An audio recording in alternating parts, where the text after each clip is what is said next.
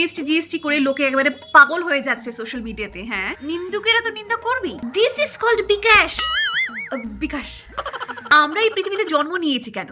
GST, আধার, pan, KYC link করার জন্য।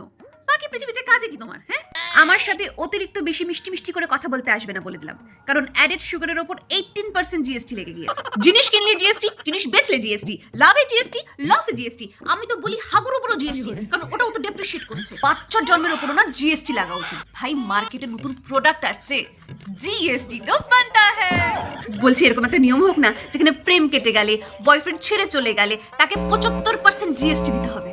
আরে কি রেডি টু ইট পপকর্নের ওপর জিএসটি লেগেছে বলে কান্নাকাটি করছো? হ্যাঁ, গো লোকাল।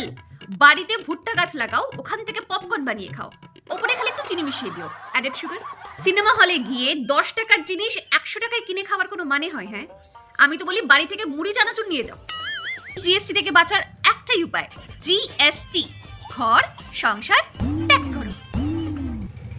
এই বিরিয়ানির উপরে জিএসটি লাগেনি তো? দেখো তো কি করে।